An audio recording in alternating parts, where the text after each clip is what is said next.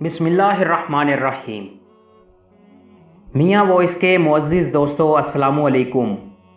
حضرت صہیب رومی رضی اللہ تعالیٰ عنہ فرماتے ہیں کہ رسول اللہ صلی اللہ علیہ وآلہ وسلم نے فرمایا، تم سے پہلے لوگوں میں ایک بادشاہ گزرا ہے، اس کے پاس ایک ساحر تھا۔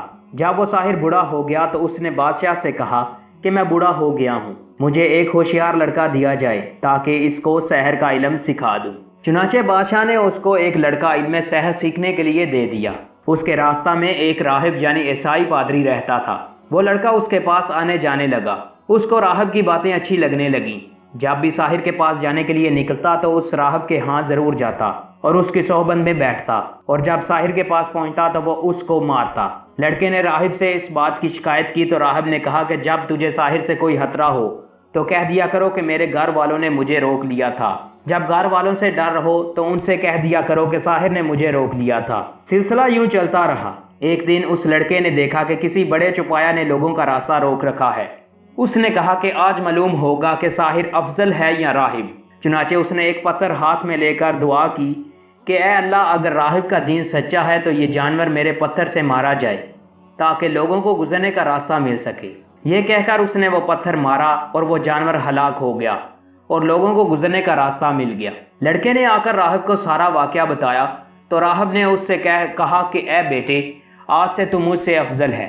میں دیکھ رہا ہوں کہ تو اپنے کام میں انتہا کو پہنچ چکا ہے اور عن قریب تو ایک آزمائش سے دوچار ہوگا۔ اگر تو کسی آزمائش میں مبتلا ہوا تو کسی کو میرا نہ بتانا۔ وہ لڑکا پیدائشی اندھے اور برس کے مریضوں کو ٹھیک کر دیتا تھا اور لوگوں کا دیگر امراض میں بھی علاج کرتا تھا۔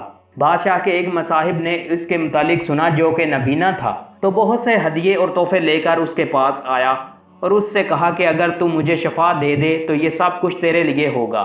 لڑکے نے کہا کہ میں کسی کو شفا نہیں دیتا، شفا تو اللہ تعالیٰ ہی دیتے ہیں۔ اگر تو اللہ تعالیٰ پر ایمان لانے کا وعدہ کرتا ہے تو میں اللہ تعالیٰ سے دعا کر دوں گا، وہ تجھے شفا دے دے گا۔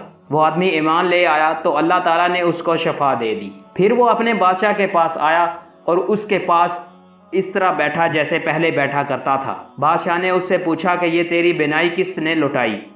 اس نے کہا کہ میرے رب نے میری بینائی لٹائی ہے۔ بادشاہ نے کہا کہ کیا میرے سوا بھی تیرا کوئی رب ہے؟ اس نے کہا کہ ہاں، میرا اور تمہارا رب اللہ ہے۔ بادشاہ نے اس کو پکڑا اور اس کو برابر سزا دیتا رہا، یہاں تک کہ اس نے بادشاہ کو لڑکے کا پتہ بتا دیا۔ چنانچہ لڑکے کو بلایا گیا۔ بادشاہ نے اس سے پوچھا کہ اے بیٹے، تم اپنے شہر میں اس کمال کو پہنچ گئے ہو کہ پیدائشی اندھوں اور برس کے مریضوں اور دوسرے لاعلاج مریضوں کو ٹھیک کر دیتے ہو؟ لڑکے نے جواب دیا کہ میں کسی کو شفا نہیں دیتا، شفا تو اللہ تعالیٰ ہی دیتے ہیں۔ بادشاہ نے اس کو پکڑا اور اس کو برابر سزا دیتا رہا حتیٰ کہ اس نے راہب کا پتہ بتا دیا۔ چنانچہ راہب کو لایا گیا اور اس سے کہا گیا کہ تو اپنے دین سے پھر جا۔ اس نے انکار کیا۔ بادشاہ نے ایک آرا منگوایا اور اس کے سر کے بیچ میں رکھ کر اس کو چیر دیا اور اس کے 2 ٹکڑے زمین پر گر پڑے۔ پھر بادشاہ کے اس مصاحب کو لایا گیا اور اس کو بھی اپنے دین سے پھر جانے کا حکم دیا گیا۔ اس نے بھی انکار کیا۔ چنانچہ اس کے سر کے بیچ میں آرا رکھ کر اس کو چیر دیا گیا، جس سے اس کے دونوں حصے زمین پر گر پڑے۔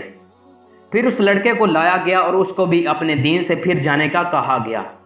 لڑکے نے بھی انکار کیا تو بادشاہ نے اس کو اپنی ایک جماعت کے حوالہ کر کے کہا کہ اسے فلاں پہاڑ پر لے جاؤ اور اس کے اوپر چڑھاؤ۔ جب پہاڑ کی چوٹی پر پہنچ جائے تو دیکھو کہ اگر یہ اپنے دین سے پھر جائے تو چھوڑ دو، ورنہ اس کے وہاں سے گرا دو۔ چنانچہ وہ لوگ اس لڑکے کو لے گئے اور پہاڑ کے اوپر لے جا کر گرانے لگے۔ تو اس لڑکے نے کہا کہ اے اللہ، تو مجھے ان لوگوں سے بچا جیسے تو چاہتا ہے۔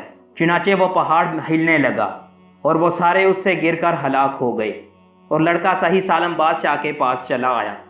بادشاہ نے اس سے ان لوگوں کے متعلق پوچھا کہ وہ کہاں رہ گئے۔ لڑکے نے کہا کہ اے اللہ تعالیٰ نے مجھے ان کے شر سے محفوظ رکھا ہے۔ بادشاہ نے پھر اس کو اپنی ایک جماعت کے حوالہ کیا اور کہا کہ اس کو ساتھ لے جاؤ اور ایک کشتی میں سوار کرو۔ پھر جب سمندر کے بیچ میں پہنچو تو دیکھو کہ اگر اپنے دین سے باز آ جاتا ہے تو چھوڑ دو، ورنہ اس سمندر میں اس کو غرق کر دو۔ چنانچہ وہ لوگ اس کو ساتھ لے گئے۔ لڑکے نے پھر دعا کی کہ اے اللہ، آپ اپنی قدرت سے ان لوگوں کے شر سے میری حفاظت فرما۔ چنانچہ وہ کشتی ہی الٹ گئی، سب غرق ہو گئے اور لڑکا صحیح سالم واپس چلا آیا۔ बादशाह ने उससे पूछा कि तेरे असहाब का क्या हुआ। उसने कहा कि अल्लाह ताला ने मुझे उनके शर से महफूज रखा। फिर उस लड़के ने खुद ही बादशाह से कहा कि तू मुझे कत्ल नहीं कर सकता या करवा सकता जब तक कि तू मेरी बात पर अमल नहीं करेगा। बादशाह ने कहा कि वो क्या बात है। लड़के ने कहा कि एक खुले मैदान में लोगों को जमा करो और मुझे खजूर के एक तना पर लटकाओ, फिर मेरे तुर्के से एक तीर लो और फिर इस तीर कमान को बीच में रखकर बिस्मिल्लाह कहकर चलाओ, इस तरह मैं मर जाऊंगा। चुनाचे बादशाह ने एक वसी मैदान में लोगों को जमा किया और उसको खजूर के एक तना पर लटकाया, फिर उसके तुर्के से एक तीर लेकर उसकी कमान के बीच में रखकर कहा बिस्मिल्लाह रब्बिल गलाम, अल्लाह के नाम से जो इस लड़के का रब है। फिर उस तीर को चलाया तो वो तीर सीधा जाकर उसकी कानपट्टी पर लगा। उसने अपना हाथ कानपट्टी पर रखा जिस जगह पर तीर लगा था और फिर मर गया। इस अजीब वाक़े को देखकर यक लख्त लोगों की जुबान से नारा बुलंद हुआ कि हम सब रब गुलाम पर ईमान लाते हैं, हम सब रब गुलाम पर ईमान लाते हैं, हम सब रब गुलाम पर ईमान लाते हैं। सब ने 3 दफ़ा ये जुमला दोहराया। किसी ने बादशाह को जाकर बताया कि आपको जिस चीज़ का खतरा था वो वाक़या हो गया। लोग ईमान ले आए। बादशाह बड़ा परेशान हुआ और अरकान सल्तनत के मशवरे से बड़ी बड़ी हंदके आग से भरवा कर हुक्म दिया कि जो शख्स अपने दीन से नहीं फिरेगा उसको आग में जला देंगे।